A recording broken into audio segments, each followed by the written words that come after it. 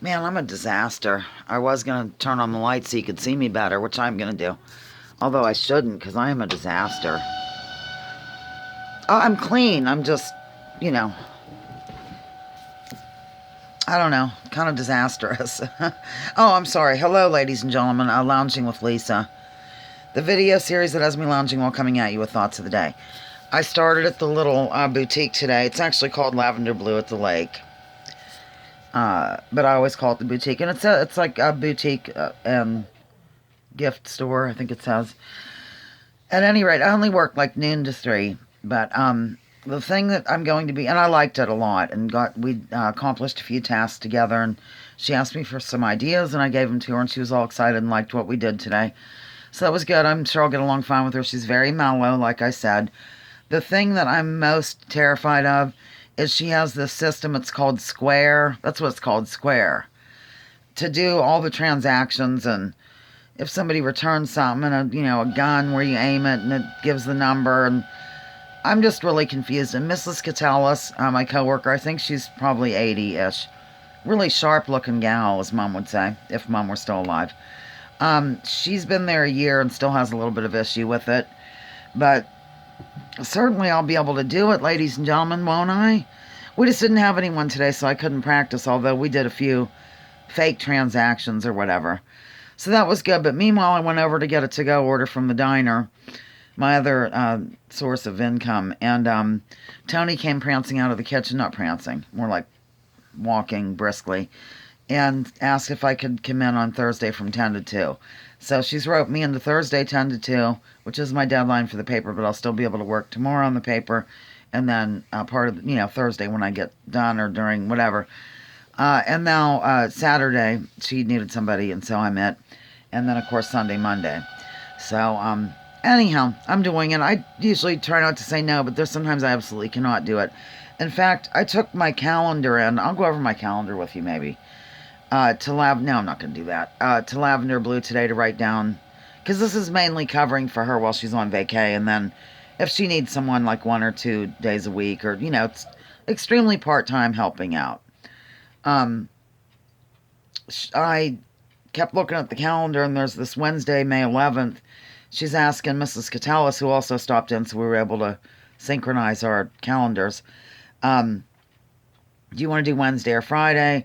And then I looked, I'm like, it doesn't matter. I looked at my calendar and it said 10 a.m. I'm thinking, here, I forgot I have the blacksmith appointment. So that's out. I'm doing the Friday. So yeah, it'll be not this week, but next is going to be, or is it the week after? I don't know, whatever, ladies and gentlemen. There's just a lot of things going on. But I'm happy about it. It's a neat place. It has so much inventory. I can't believe it. It's unreal. It's total. I'll do a video because I told her that I do the videos, and I also told Tony. She kind of knew, I guess, but she just doesn't want to be in the video. But I'll try to do one Thursday, like when we close or something, and just show you the diner. It has 10 tables. That's it. And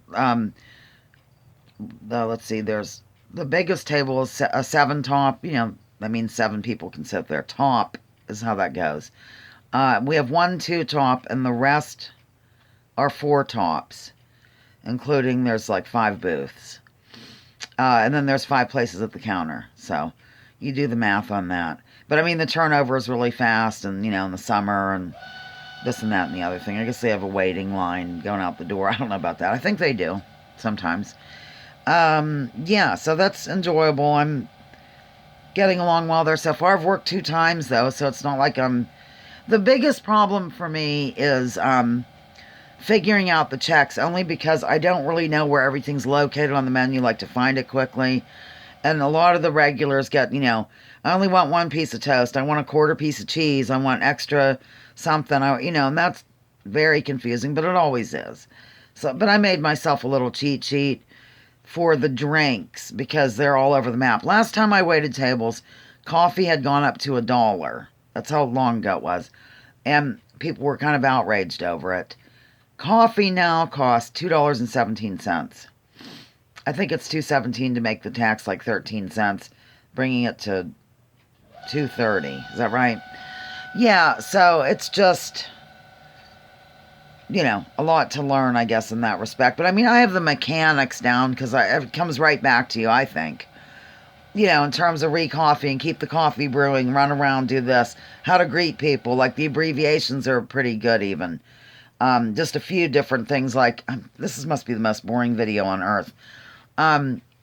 Like at Mama Bear's, if we wrote OEHF bake, that meant 2 eggs over easy home fries bacon.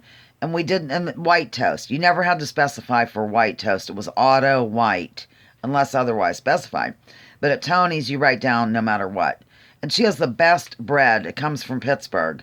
The rest of the stuff she gets local. Well, Pittsburgh for us is considered local in a way. It's just real thick. All the bread's very thick, like delightfully thick wheat and rye and blah, blah. But she gets some meat from Livingston's. And all her produce is from Al's Melons right down the road here. And I forget what else. But she did tell me about some of the food costs going up. And it's outrageous how much. I mean, something that used to be, say, $40 is now $120. Or, I mean, an insane percentage. Okay, moving beyond that. So I came home today from that. And I rested just a little bit. And then I went down to Ears Acres, and everybody did really well with their routines. It's freezing out, like the heater's on right now in this home. So it was kind of chilly. Stanley's starting to lose his winter hair, though. So part of him is looking kind of sleek. And then under his belly and stuff where I don't brush a lot, it's like still got long hair. It's cute. So he did his little deal. Every time he walks over that, I call it well, it's not really called a jump, but I'm going to call it that. The bucket thing, I'm going to call it a jump. Every time he steps over that little jump, on the first way down, he always knocks it over. Then when I bring him back, he never does. And when I take him again, he never does.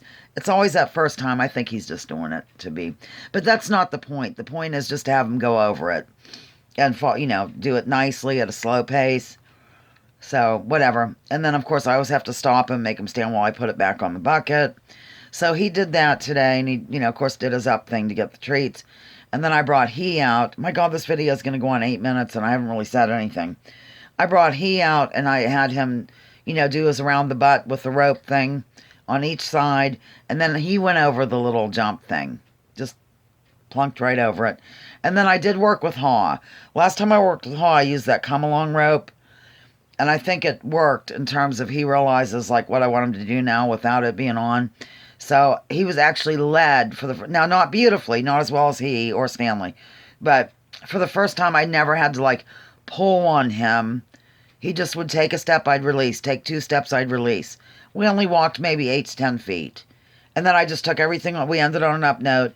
I took everything off of him and boom. The thing with donkeys and mules is you don't have to spend all day working on the same thing. It's like usually like 3 times each side for the first day, and then you might move up to 6 times the second day, whatever. But generally speaking, 3 times on each side. And you just keep it light, and then you're done as long, because they really do learn quickly. They think things through. And so once they know what you want, they're generally happy to please because they just want to be comfortable. And they're not going to be comfortable if you have to pull on them or bump their nose all the time. Like today, Stanley was walking a bit too quickly toward the little jump. And I wanted him to slow down, so I just had to bump, bump, bump. And then it worked. We do the bump. Bump, bump, bump. Anyhow, next time I go in, I'm going to go into the little boutique, I think Friday, just to go in and hopefully get customers so I can run the machine, because I'm going to panic over it. And I'll make a video then. So, okay, my God, I can't go 10 minutes. It'd be crazy. Over and out here on Lounging with Lisa, the video series that has me lounging while coming at your thoughts of the day. Drop your political identities. Let's focus on issues. Leave labels at the door. Research before you judge. Remember, war is a racket. Don't take my word for it. Check out General Smedley Butler and what he had to say. Bye. 9 minutes 20.